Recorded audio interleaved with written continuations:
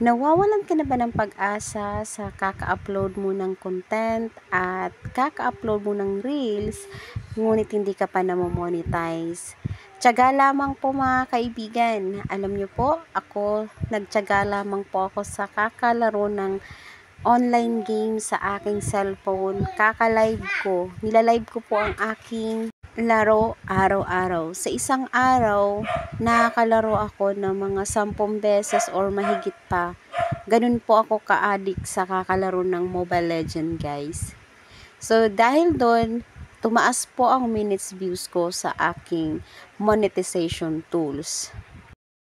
At kaya ko po na-hit ang criteria na hinihingi ni Meta.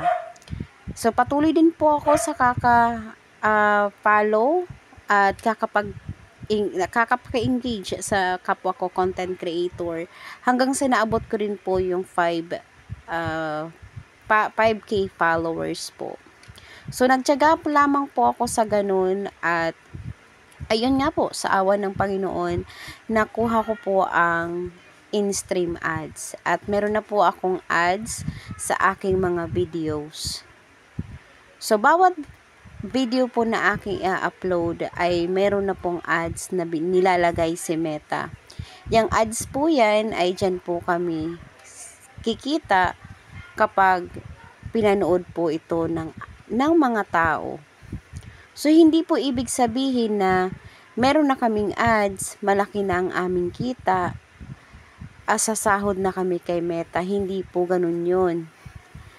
Ang pagsahod po dito kay Meta, kailangan po muna natin maabot ang $100 bago ka maka-payout. So, mahaba-haba din po yun.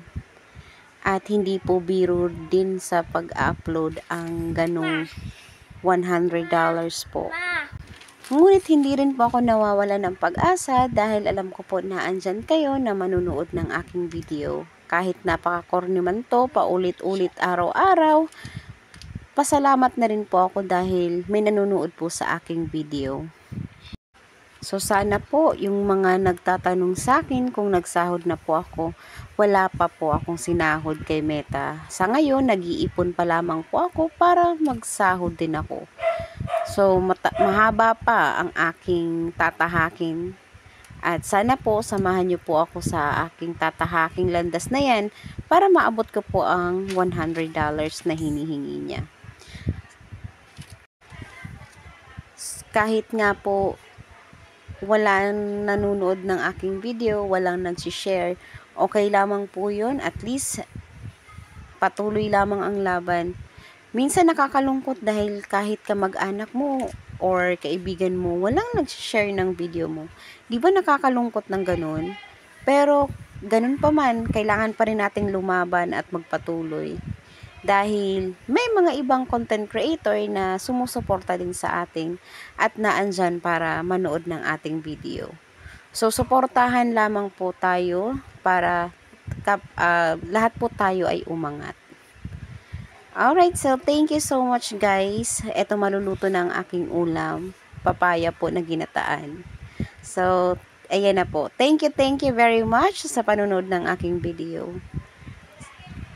Bye-bye for now.